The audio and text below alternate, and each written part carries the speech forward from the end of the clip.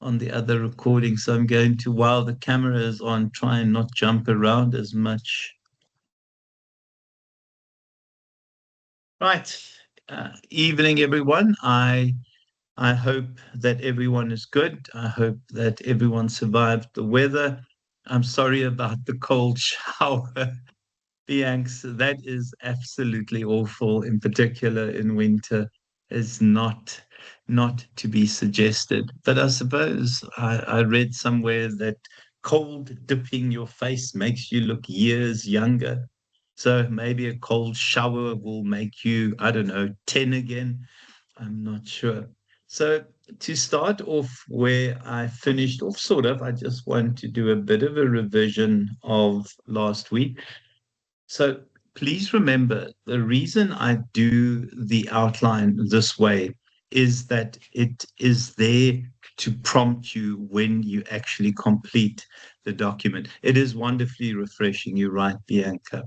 So just remember in the introduction, so your background is essential there.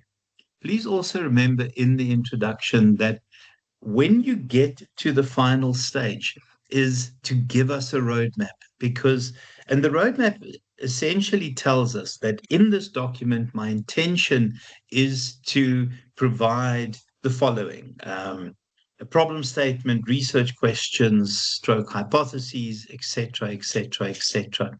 And it's just that last bit of guidance to let us know what to expect in the document. That is essential because if you leave those things out, immediately we're marking in the column next to the maximum column. So those things become important. And maybe I should put in there as well a roadmap. So hopefully the idea of what a roadmap is now makes a lot more sense. I'm not going to upload this newest document. You can update the document your side. Right. So, insofar as the problem statement is concerned, I did say this a couple of times last week. We have to look at initially what the ideal is. So, this is what the problem would look like once it's been effectively dealt with. If you don't do part A, it's not the end of the world. If you don't do part C, it's not the end of the world. However, part B is non negotiable. You have to tell us what the deficiency is, what the shortfall is, what essentially is driving you to do this particular bit of research. Please make sure, and I'm sounding like a broken record, but I've been doing this now honestly, guys, for a very, very, very long time. In describing the actual problem, describe it as a problem. Describe it in a way that indicates that this is a headache. And don't come up with solutions here. People default to having an idea of how to solve it. If I have to mark that, my immediate reaction is if you have the solutions, why do you want to do the research? So please remember these elements. That is the deficiency. It is the headache that is causing this particular bit of research. Insofar as the research questions are concerned, if you're doing quantitative, a single research question and then your hypotheses. This I'm going to leave with your pod leaders to deal with. If you're doing qualitative, an overarching question, the single broadest question that you can ask.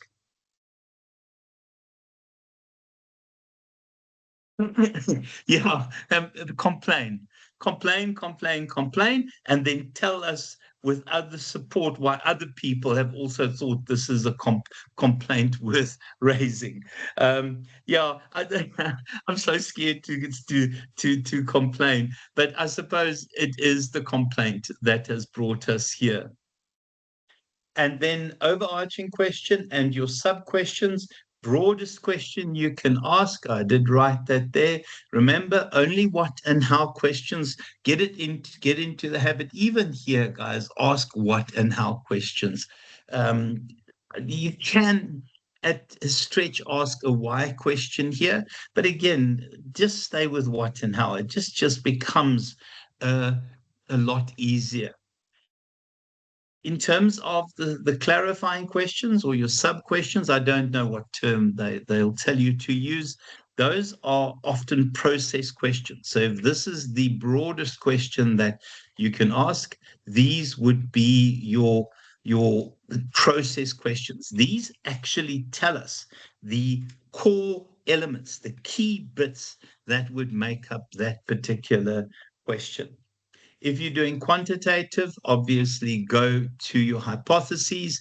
If you're doing qualitative, when we showed last week, your sub-questions then become the to explore, to explore, to explore. Remember, you can only use to explore here if you have got a title that says exploring. Okay. And then just the research design. Oh gosh, I'm jumping slightly ahead. Your aim and rationale. Remember my question from last week. What would happen if I left this study alone, which is the rationale, and the aim very simply, and you can just write, the aim of this study is to, and then just complete the sentence. If you can complete that sentence, that is all you need to do. And if you can't complete the sentence, it sometimes becomes an issue of literacy. And all of you are very literate already. And then the rationale, what would happen if I left this alone? So why is this essential to attend to?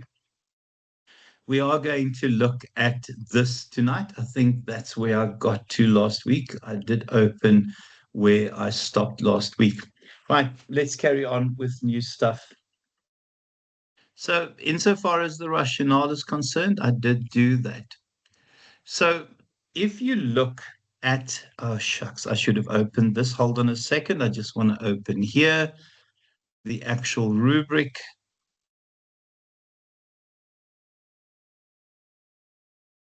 A little bit silly because I thought I'd opened everything. Sorry, Dr. Henny, just a quick question. Go for it. For the research questions, please, can you just, is it 3 questions max that you suggest that we do? So the sub questions, don't get too many questions. I would try and keep it to, in terms of the sub questions at least, not more than 3, because the more questions you ask there, the more you have to do to answer those questions in your findings later. So try and limit it to 3, but it can be 2. It can be 2 sub questions. It's unlikely that it's 1 sub question, because if it's 1 sub question, you've not made your overall question broad enough. I hope that makes sense. Sorry, I just want to open here.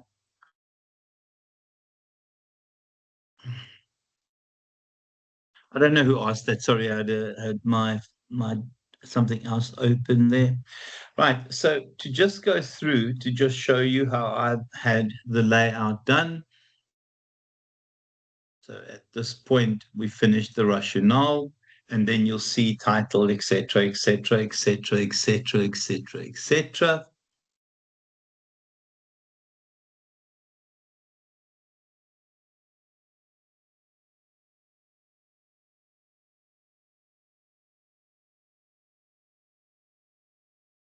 I'm looking at the right submission here.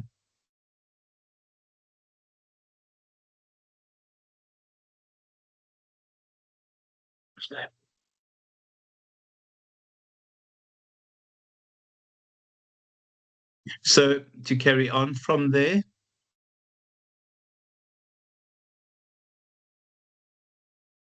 we start looking at the actual submission. Hold on a second, please, guys. Can I just...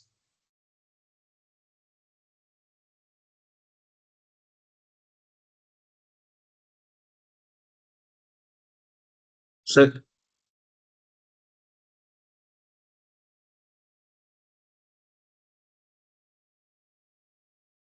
sorry, something is now bothering me. Hold on a second. Something is irritating me here.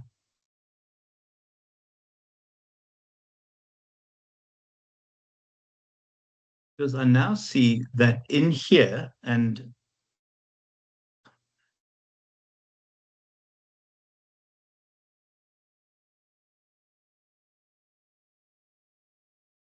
I just see that, yeah, your paradigm is included here. So please just remember, you've already done your paradigm. So in your submission, just bring that information across Okay, so you have your problem statement in your paradigm. Just bring the feedback from the previous one across.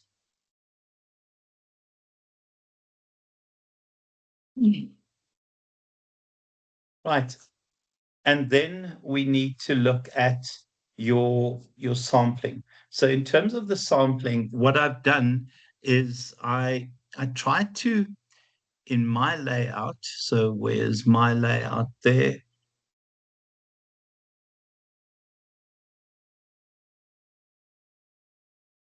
You see, I see that in here they've included the paradigm.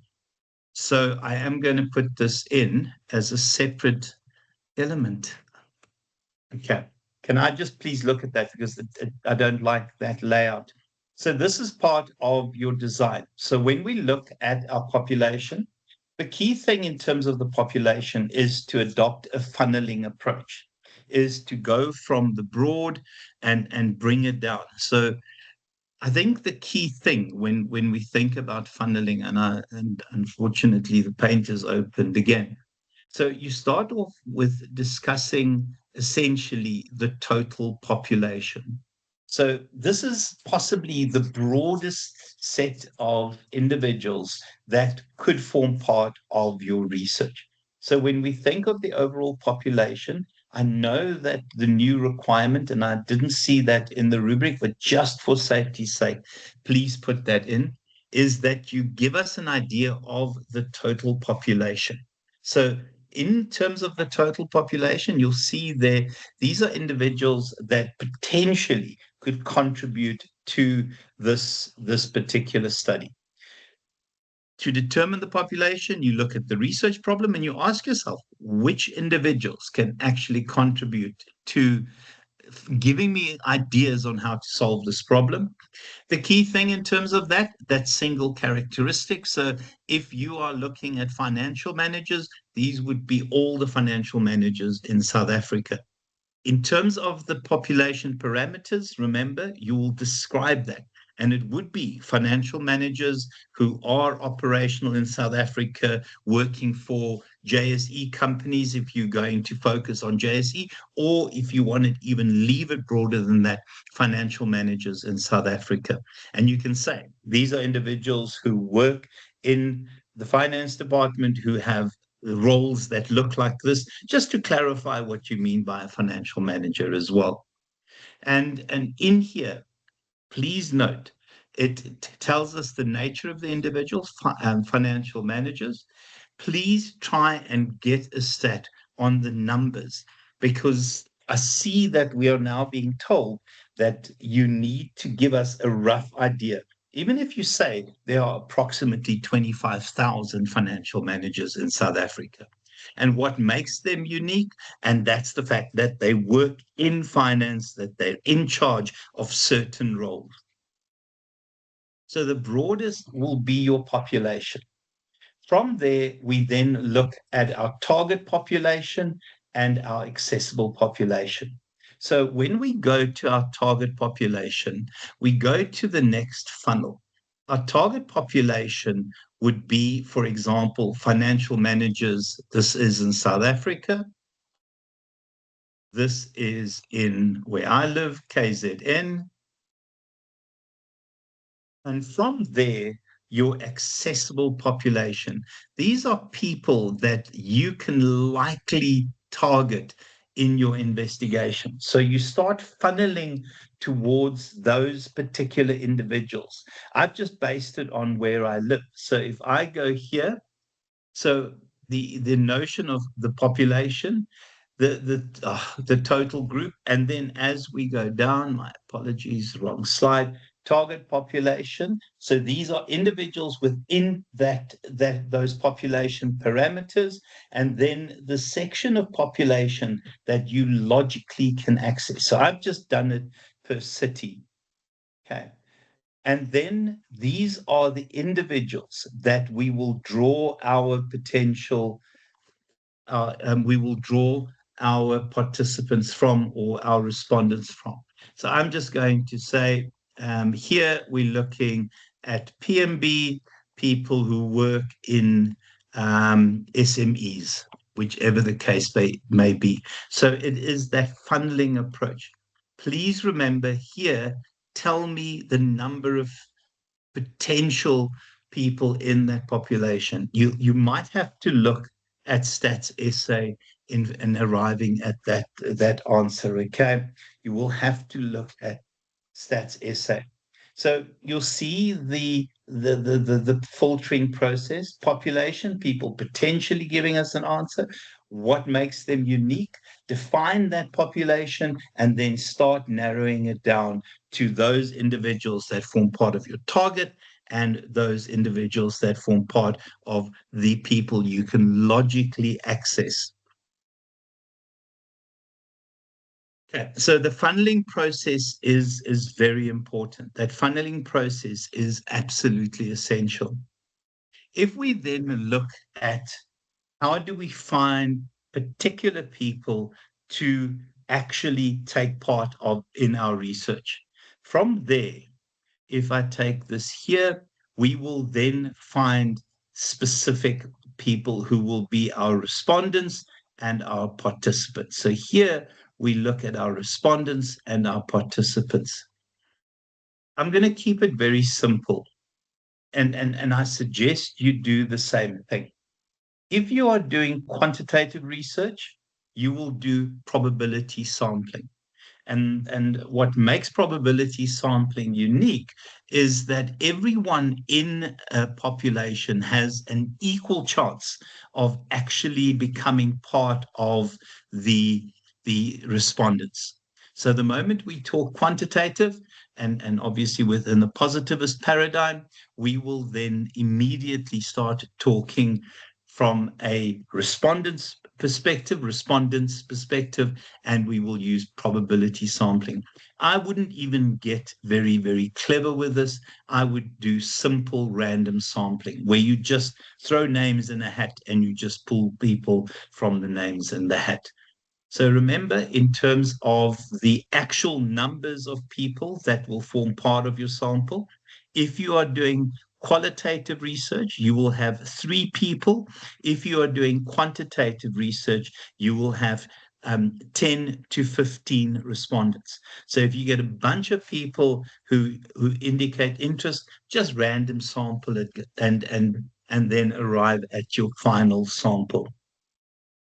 I wouldn't get clever with systematic sampling, etc., guys. Keep it simple. We have less than 10 weeks now to finish this. In terms of, and I'm staying with positivism, so in terms of your actual research design, so here, my suggestion is oh my gosh, sorry. So my suggestion is, because you're doing quantitative research, you are looking at variables, etc. I really believe that the easiest thing for you to do is to do surveys, use Google Forms, or I believe Microsoft Forms is also pretty good. I don't know if you want to get onto SurveyMonkey. I would simply use Google Forms. The focus here would be on using existing scales. So when I say existing scales, and this is something that I was asked, when I say existing scales, so let's say you are using the theory of transformational leadership and you're doing quantitative research, okay? Transformational leadership theory, and what you would then do is search this research scale. And let's just see what I didn't even get. So then you've got to look, and you can dig through that. Let me just update it. It's bugging me now. What you would do is, and I'm going to just cheat a little bit and go here, you will look for an existing questionnaire online. So when I say use existing scales, I would go look for an existing questionnaire. I would look for an existing questionnaire. Let's see if I can open this.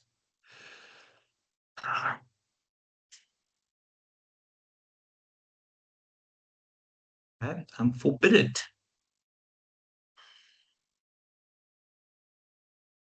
Yeah, so there is, let me see if this will allow me to enter.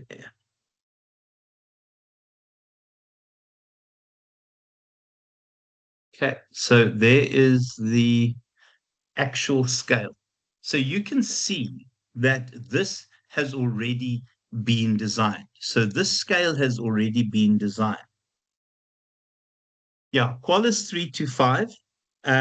But the truth is it's 3 and a maximum of 5. But once you get to 3, you will be sufficient. Please don't go past 5. I promise you the difference between 3 and 5 is quite significant. So I would stay with 3, but I know that it's between 3 and 5. But thanks for pointing that out. I do know that. Thank you. The thinking in terms of this, though, is that you find an existing questionnaire. So just do exactly what I did, do the same search with your theory that you're using, and then just type in research scale and then go find the article. Because we want to do that Likert scale. So what is missing here? It's given us our items, but it's not given us the rest of the Likert scale. So you would have that kind of always, most of the time, uncertain, not always, never. And you'd have that as your scale that would run alongside there. So just remember in terms of that. So if we look here,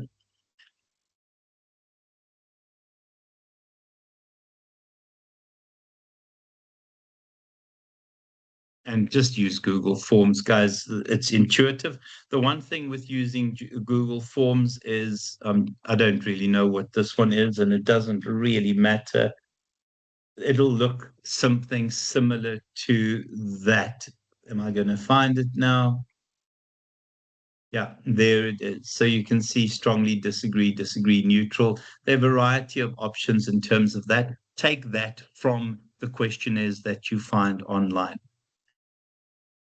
It will be absolutely fine to do 3, but it is 3 to 5, Althea.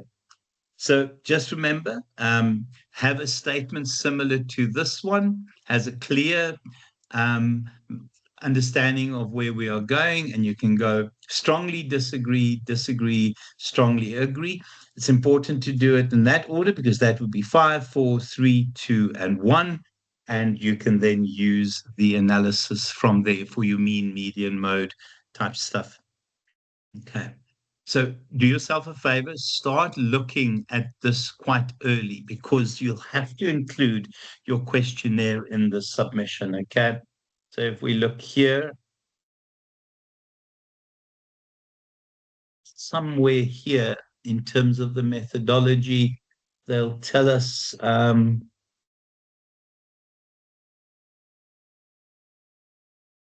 it must be in here, guys. I would suggest get your, oh, here it is in your research instrument. Yeah, your consent forms we'll talk about separately as well, but you'll see in here when they say research instrument, that in quantitative research will be your research scale, will be that questionnaire thing. So it'd be a combination of those, sorry, those ratings there in conjunction with these here. So those would sit alongside and that would be placed on Google Forms. Okay. 10 to 15 people for quantitative research. Okay. Just be careful here. It has reverse orders. So just remember, when you've got a reverse order, you need to just rewrite that statement because all of yours will not allow for it. You will keep it as simple as that. Okay.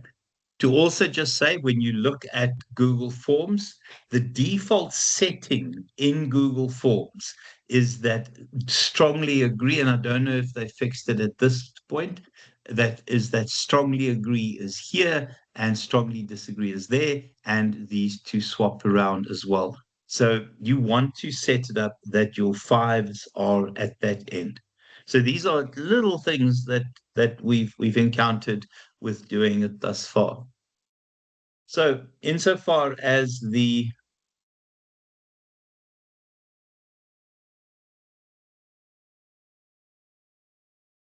as the questionnaire is concerned, go and find an existing one. Don't try and create one, find one. Yes, so there will be consent forms. We'll get to all of that.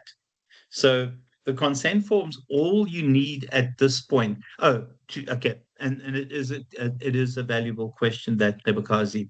When you do your Google Forms, if you are doing quantitative research, just put a bit in the top where you say, and you put in the content of the forms, and you'll say, by clicking on here, you agree to the following and you are aware of the following. So you actually put your consent as part of your questionnaire.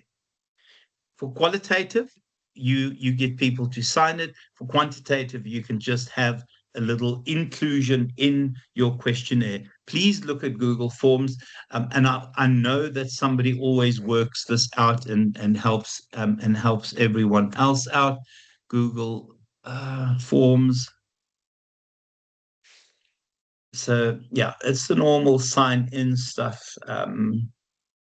They'll give you a blank form, and you would then decide what you're doing. Where is that? Um, it is. You can use check boxes. Is fine. And then start looking, guys. I haven't done this in a long time, so you can just see what you would have to do with these. Okay. I haven't worked with it in a very long time. I'm pretty sure you'll figure it out if you spend a bit of time in it. So that would be the participant consent form, and I would build that into my Google scale. Okay. And that becomes your data collection method. I think the key thing here is that you normally would use some sort of trend thing, use a Likert scale, and from there you would do your normal statistical analysis. I would do it over the internet in terms of where you're going to find the information.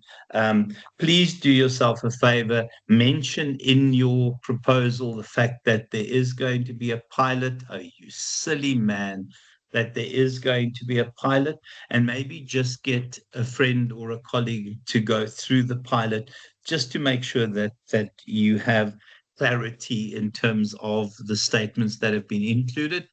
And if you use an existing scale, this pilot, even though they would want us to indicate that there is some plan of a pilot, because you're using an existing scale, it might not be necessary, but you might have to adjust the context in the statements. Then it's worth having the pilot, and just ask a colleague to help you with that. Okay. And then in terms of data analysis, and I will, when we get to this point, spend a bit of time on the statistical analyses. What I'll do is I will get to you a Excel spreadsheet where you can simply just plug in your data. Having said that, the way that the data is presented in Google Forms is really, really impressive. And what makes quantitative research actually quite nice to look at is the fact that you can copy what the mean, the median, and you can show with a variety of tables your results visually before you actually start discussing those results. So the focus is, because we are using existing scales, we know that the internal validity has already been addressed. It's unlikely that you're going to claim generalizability because your numbers are just too low. But once you get to higher levels and you start getting 100 people to complete your questionnaire, you can then argue that it can be generalized into other contexts. Reliability, I think the idea of, if you repeat this particular study at different times in different places, you will find very similar results. And then the key thing about being a quantitative researcher is that it's about objectivity. the analysis and the way you present the analysis happens separate from the researcher. It is different when you do qualitative research. No, you will do actual. So for qualitative, so Google Forms is only for quantitative. Google Forms is only for quantitative. For qualitative, you will do actual interviews, etc. Okay. Please remember, guys, when you get your next bit of marking back, please pay attention to the feedback that will be included in that marking. My pod, I will mark. It'll either no, I won't get to it tomorrow, but it will definitely be marked on Friday. So you'll have your feedback on Friday in terms of your first submission. I think what gets to pod leaders is the fact that we give feedback and people ignore the feedback. And remember, when you submit drafts, but that's between you and your pod leader. Pay attention to the feedback that the pod leader will give to you in the actual feedback meeting. Okay. So in terms of, and I've given more information, this is your data analysis method. So you would get the information that has been collected from your respondents, and then you would do a descriptive analysis. You will tell us what the mean is, what the mode is, what the median is, what you can discern from the way the answers have indicated in the actual questionnaire. And then just generally, and this is where you have a really nice advantage as a quantitative researcher, take the tables and graphs from Google Forms. It is presented really beautifully. It is really colorful. Right. So now I'm talking to the interpretivists. So here we're doing qualitative research. I think in terms of qualitative research, the idea is that we are less concerned as qualitative researchers about objectivity. I think we realize that there is some element of subjectivity, and often when qualitative researchers select their topic, it's because of having a direct interest in this topic. It's because they've been affected by something, and we've spoken about how this is about perceptions and beliefs and opinions and concerns, etc. And you can see the key thing is that you will have a set of interview questions. So you won't have a questionnaire. This is not going to appear on Google. It will be my suggestion, having online interviews using perhaps Teams. And because you have to transcribe the information that you get, you will almost use the transcription feature in Teams. Just remember, the transcription feature isn't always perfect. That's why I always switch it off. So the key thing is that you are where quantitative people start with an existing theory and try and prove an existing theory. You will start with the opinions, the facts, the detail, and the concerns from your participants.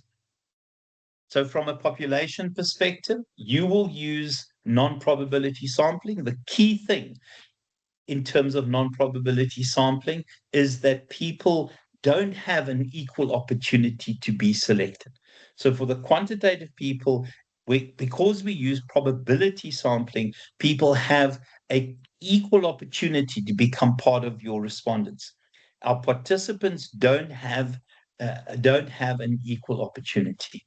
So you will always have to mention, and please, the funneling thing is important here as well.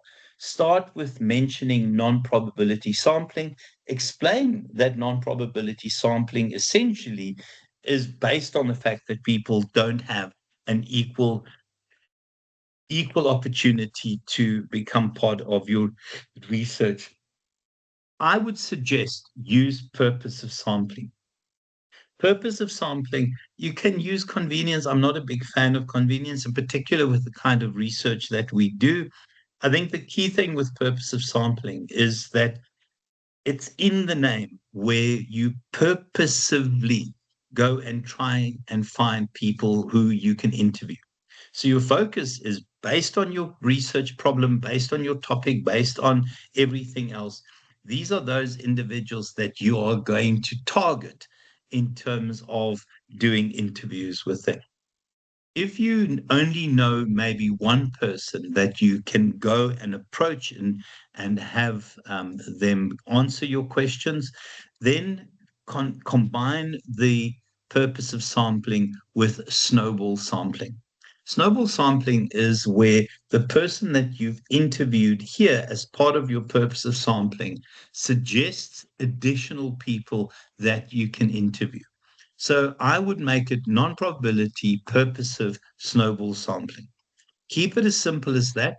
In terms of the quantitative people, you will go probability sampling, explain that people have an equal opportunity, and just do simple random sampling. Guys, please don't get carried away with trying to yeah, Althea, I'll come to that now, okay? Please just give me a second. I've got a bit of a froggy.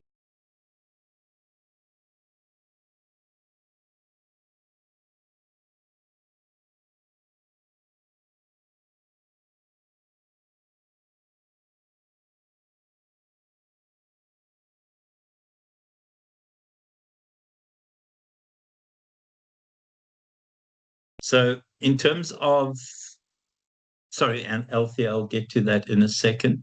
So non-probability, convenient, no, purposive, and snowball sampling. Obviously, if, for example, your pod leader disagrees with me, go with what the pod leader says. Okay, go with what the pod leader says. I don't want to contradict anything that happens there. Yeah, so please don't worry about this. This is just to say that the kind of research that you are doing is phenomenology, because you are looking at a particular phenomenon. Please don't mention anything else. Stay within phenomenology. Okay. Your data collection method will be open-ended interviews. Guys, please just excuse me a second.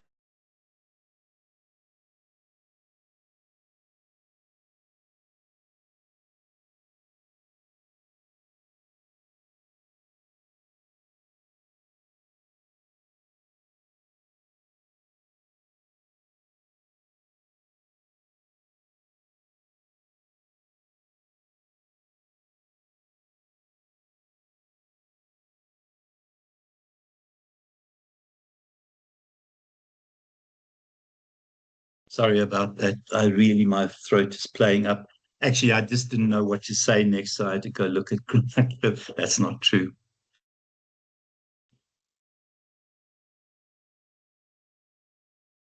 So you're going to use open-ended interviews. Althea, insofar as the number of questions are concerned, I think you will look at your research problem, you will look at your research question, the research question and the sub questions.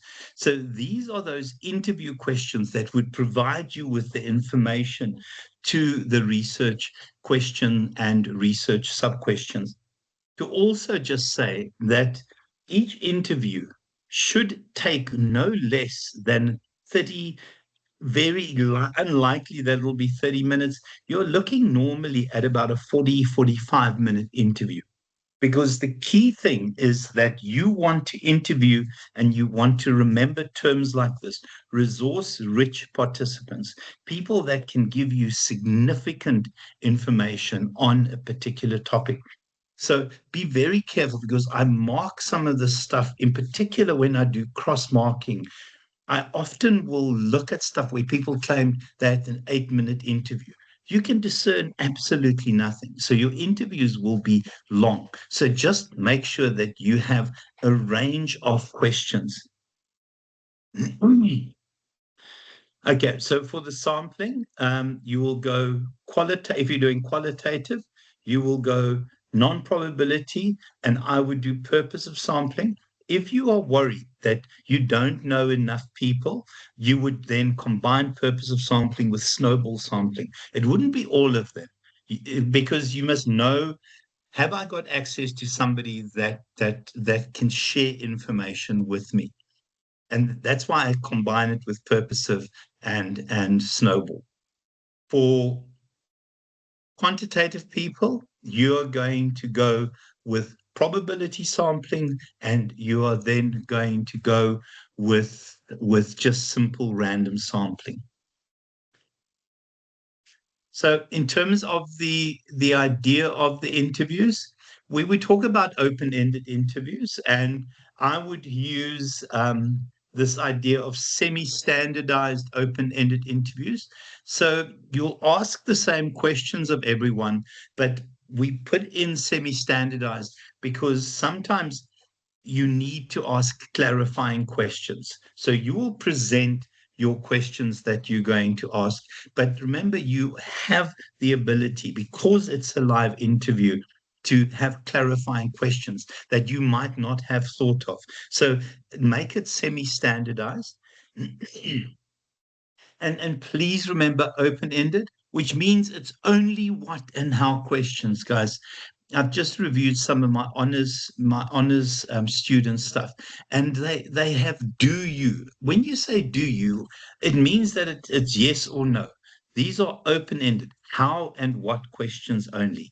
How and what questions. Please burn that into memory. You can also look if they offer you examples of articles in newspapers or something from their work. You're most welcome to take that and have a glance at it as well. Okay. So, in terms of the interview layout, I would have this interview protocol. I would have a date where a heading and leave space for date, place, interview, interviewer. Remember to remind the interviewee that this is voluntary, and get them to sign their consent. And then you would look at giving them an idea of what is involved in the interview, idea of the process to follow. Please remember to ask a icebreaker question, because most people are quite nervous with this. You are going to be nervous. Trust me, maybe people who interview people for jobs, you'll be fine. My suggestion is have a couple of trial runs with friends. It's astonishing how nervous people get, the interviewers get. You do not want to appear nervous during an interview. Who thinks they are going to be nervous doing the interviews? Be honest. Nice, Valencia. Yeah, just people who are honest. Do yourselves a favor, even if you interview family members, because the interview family members, and just warm up and get a sense of the answers that they're likely to throw at you. Even interview colleagues from this class. So the questions, your icebreaker questions, keep that as simple. You can see here that you'll have 4 or 5 main questions that relate to those. I hate the idea of suggesting how many questions, but I would imagine um, I would always have cameras on Belenchler, because I think the one thing with qualitative research is you want to pay attention to those non-verbal cues. You want to pay attention to things that people say and how they say and how they react. Please keep the cameras on. So yes, that's it. So you record it, and it automatically will go and do the transcript. If the transcript doesn't activate automatically, just activate it. So you will sit and get the transcript. You cannot trust the transcript from Teams. You cannot trust the transcript. You have to check it against the recording. I mean, when I've had transcripts where I've been claimed Beyond flick. What is beyond flick? I don't even know what that means. Oh dear. Okay. Guys, remember, if you're doing snowball sampling, who else can I chat to? And then a final thank you, etc., etc., etc. In terms of your data analysis, yeah, so there's the you're most welcome to do a physical face-to-face interview, Tabele. Just remember, you still have to record. So take your phone, record with your phone, because you would then have to do the transcript yourself, although there is software that will do the transcription for you. Okay, and the criteria, we'll talk about trustworthiness. I don't want to go into too much detail here. In terms of the data analysis, you can look at the full set of slides. Oh my gosh, that I've given. You will do content analysis. I would keep it simple and just do content analysis. And it's just a process of taking the transcripts and creating codes and categories and themes. In the full set, you can use it's this one here. I see most people default to this one.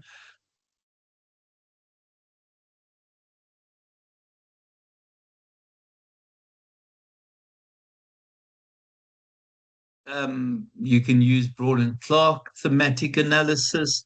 So it is a six-phase framework. There it is. So you will tell us what you're going to use. This is absolutely fine.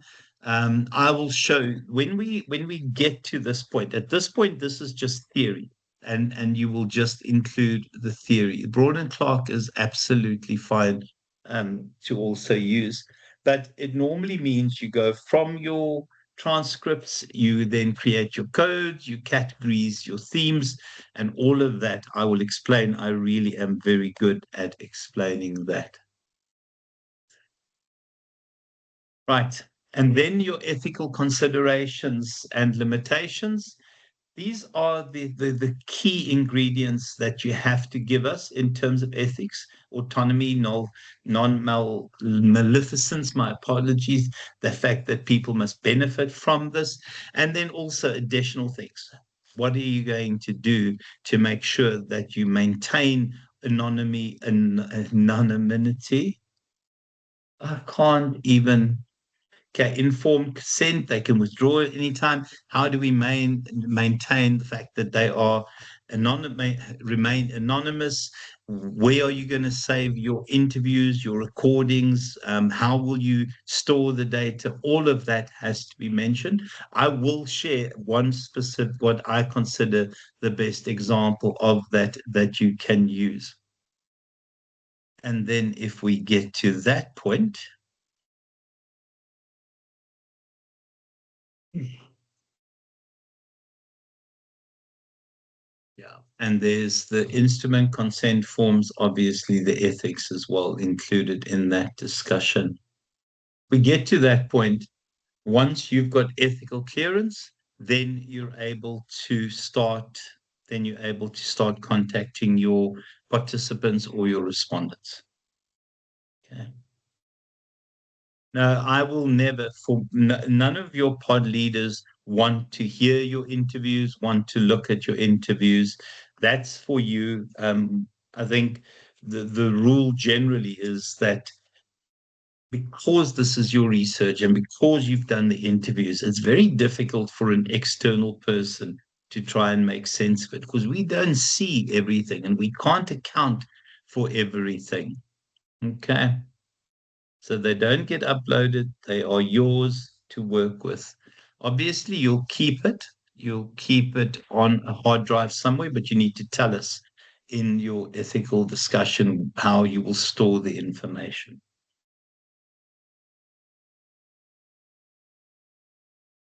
Any comments at this stage, guys?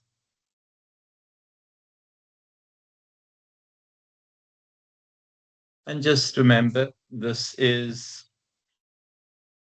again, I included this because you can really build something using this and the guidelines from this, guys. And remember, and also remember, please, as an annexure, include your previous submission, okay? And there are little checkbox questions here that you can also just do your own little assessment. So you'll see that there are lots of detail here, guys, lots of detail that I've tried to include here. A discussion in terms of your sample and population. Yeah, I really spent quite a bit of time on this. So please stay with using this as well. And I promise you, these booklets will help you going forward. And you can see here the bits and pieces that are suggested to be included in your ethics discussion as well. So all of this, guys, is just constantly trying to remind you of what to include. Okay. How to do your questionnaires. I've included that as well. And okay. Constantly checklisted, etc. Remember your golden thread. Oh my gosh. Okay. Any questions, guys? Any questions? This hour goes very quickly, unfortunately. I'll try and get this recording up, guys.